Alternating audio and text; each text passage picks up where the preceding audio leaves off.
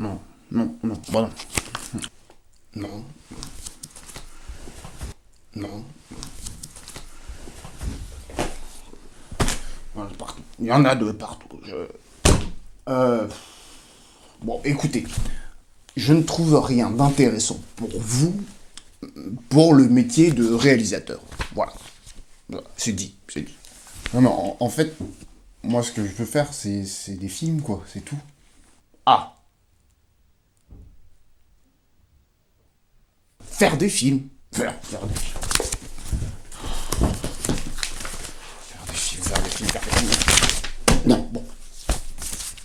Écoutez, il me semblerait, au vu de votre dossier, plus sage et plus intéressant pour vous de trouver un vrai métier. Voilà.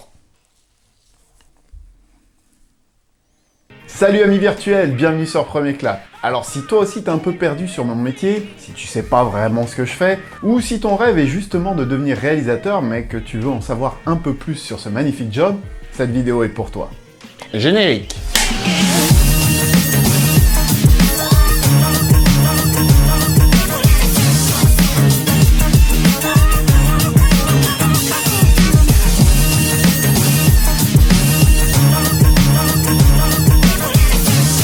Quand tu parles du métier de réalisateur autour de toi et que tu te demandes en fait ce qu'il fait exactement, une sorte de flou s'installe très vite dans la discussion.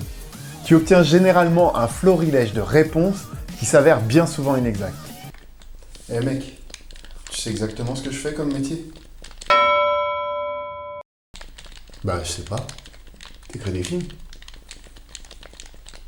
Alors écrire un film, c'est le métier du scénariste. En France, on a cette culture du réalisateur qui écrit ses propres films. Alors, il y a un point positif, c'est que bien souvent pour démarrer, c'est bien d'écrire ce projet, mais l'inconvénient principal, c'est que c'est deux métiers totalement différents. Un scénariste, il est formé pour écrire en respectant une structure narrative. Alors que le réalisateur, lui, il peut se former à ça, certes, mais doit également se former à plein d'autres choses. Et donc, écrire un scénario peut s'avérer être son point faible. Bah, je sais pas. Tu tiens la caméra et tu fais du montage vidéo, non? Pour être un bon réalisateur, il faut savoir prendre du recul sur son projet. Et s'occuper de faire le cadre, monter soi-même son film, peut, selon moi, présenter pas mal d'inconvénients. En fait, sur le plateau, on a tellement de choses à s'occuper que finalement, on manquerait d'un vrai point de vue objectif sur son travail. Si on fait tout soi-même, on n'a plus de recul. Et il vaut mieux donc laisser faire ça par des personnes beaucoup plus compétentes. Le directeur photo et le chef monteur.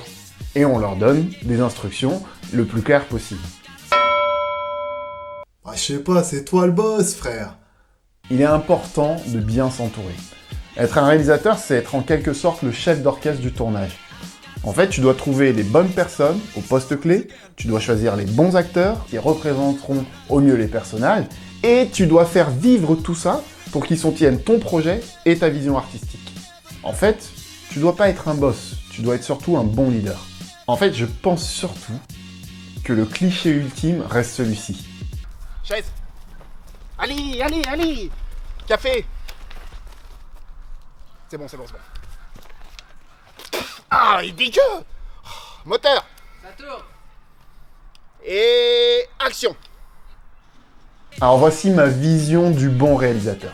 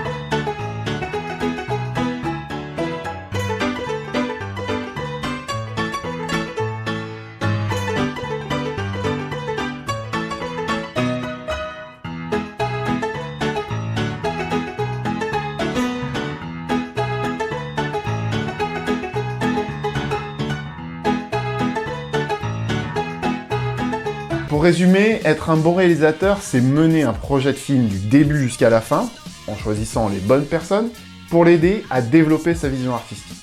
Il fait ensuite une bonne préparation avec ses collaborateurs, comme ça, lors du tournage, il pourra s'occuper essentiellement de diriger les comédiens, parce qu'au final, son travail sur le plateau, c'est de s'assurer que les comédiens soient bons et qu'ils retranscrivent les émotions qu'il a imaginées pour chaque scène. Voilà, j'espère que cette vidéo t'a plu et que t'en sais un peu plus sur mon magnifique métier. Si c'est le cas, n'hésite pas à lâcher un pouce bleu, lâche un commentaire aussi. Si c'est pas encore fait, abonne-toi, mais surtout, propage la bonne parole. Allez, à très vite sur Premier Clap. Tchuss!